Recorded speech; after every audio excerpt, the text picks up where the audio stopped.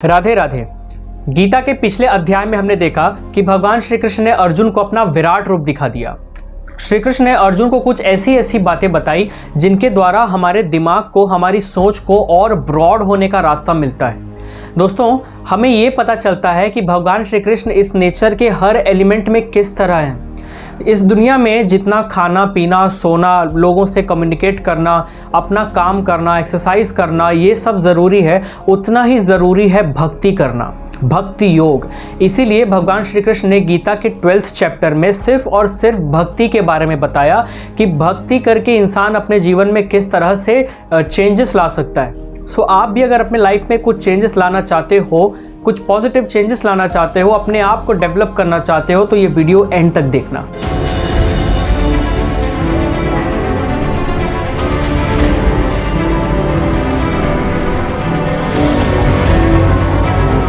हमारी नॉर्मल ज़िंदगी में आमतौर पे लोगों को ये लगता है कि भक्ति करना मतलब भगवान के आगे घंटों बैठकर पूजा पाठ करना, उनके नाम की माला जपना, उनकी आरती करना, भजन कीर्तन करना, उन्हें फूल पत्ती चढ़ाना, यही भक्ति है। पर क्या ये असल में भक्ति है? और क्या ये ही सिर्फ भक्ति है? ये सबसे बड़ा सवाल उठ जाता है। अर्जुन ने कृष्ण से पूछा कि हे केशव, कुछ लोग ऐसे हैं जो आपको सगुण रूप में पूछते हैं। सगुण रूप मतलब जिसमें भगवान का एक आकार है, फॉर एग्जाम्पल कृष्ण हुए, राम हुए। और कुछ लोग ऐसे हैं जो आपको निर्गुण रूप में पूछते हैं। निर्गुण मतलब जो कृष्ण को एक एनर्जी की तरह देखते हैं, ब्रह्म की तरह, निराकार, जिसका कोई आकार ही नहीं है, जिसका कोई शेप नहीं है, ऐसे रूप में।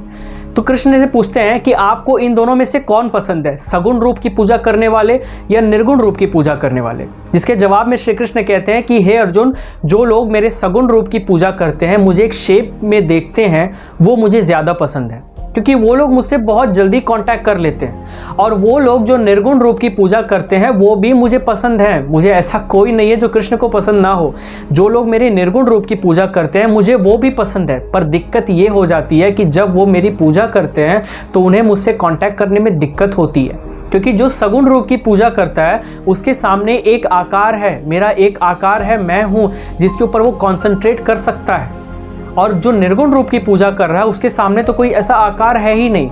और जब वो अपने मन को कंसंट्रेट करने की कोशिश करेगा तो दिमाग तो अस्थिर होता ही है। दिमाग हमारा एक तरफ कंसंट्रेट होने में बहुत मुश्किल होती है, और ये प्रॉब्लम हम सब फेस करते हैं। श्री कृष्ण बस यही नहीं चाहते कि जब आप उनसे कांटेक्ट करने की कोशिश करें, उन्हें अपनी बातें बताना चाहें, तो आप कुछ डिफ़िकल्टी फेस करें। आपको तकलीफ में श्री कृष्ण नहीं देख सकते, और यही बात वो यहाँ पर कहना चाहते हैं। श्री कृष्ण कहते हैं कि हे अर्जुन, तुम बस एक काम करो, तुम अपना मन मुझ में लगाओ और इसके बाद तुम मुझ में ही निवास करोगे। इसका मतलब होता है आसान शब्दों में कि तुम मुझसे कनेक्ट कर सकोगे अगर तुम मुझ में अपना मन लगाओगे।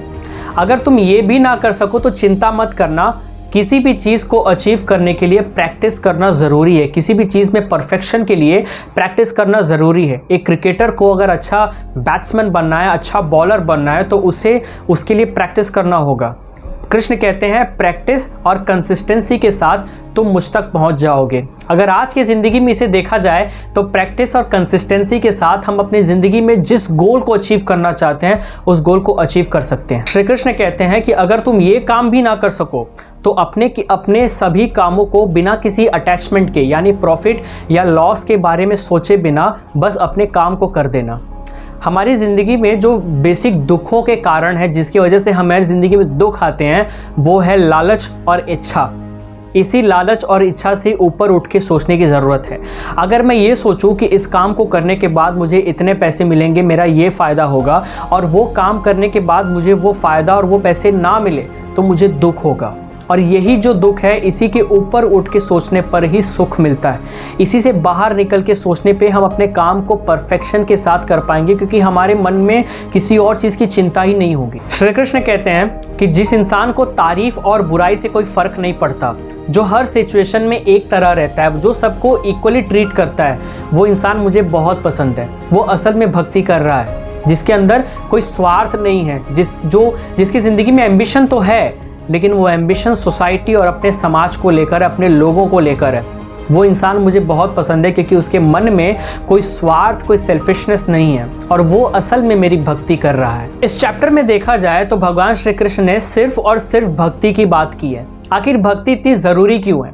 दोस्तों, आजकल हम जिस सोसाइटी में रह रहे हैं उस सोसाइटी में हम बहुत सारे नेगेटिव चीज़ों का सामना कर रहे हैं। कई बार हम खुद डीमोटिवेटेड फील करते हैं या बहुत नेगेटिव इमोशंस हमारे अंदर से ही आते हैं। ऐसे टाइम पे नेगेटिव इमोशंस का सामना करने के लिए पॉजिटिव एनर्जी का जो सबसे बड़ा सोर्स है वो है भक्ति। भक्ति से जितनी पॉजिटिविटी आपके अंदर आ सकती है उतना शायद इस दुनिया में कोई और सोर्स होगा जिससे आपके अंदर पॉजिटिविटी आएगी।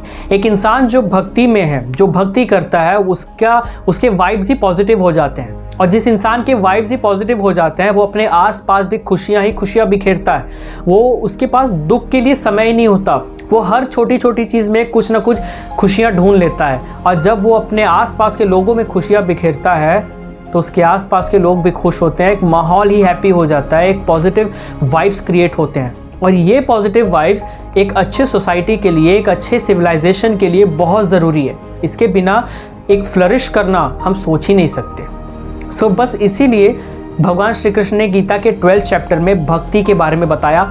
ये सबसे छोटा चैप्टर था, सिर्फ 20 श्लोक हैं इसमें, लेकिन कितनी बड़ी बात इस चैप्टर ने बताई आप खुद यहाँ समझ सकते हैं। वीडियो कैसी लगी आप मुझे कमेंट करके बताओ। वीडियो लाइक कर दो, चैनल सब्सक्राइब नहीं किया तो सब्सक्राइब भी कर दो, और शेयर तो ज़रूर कर देना। राधे राधे।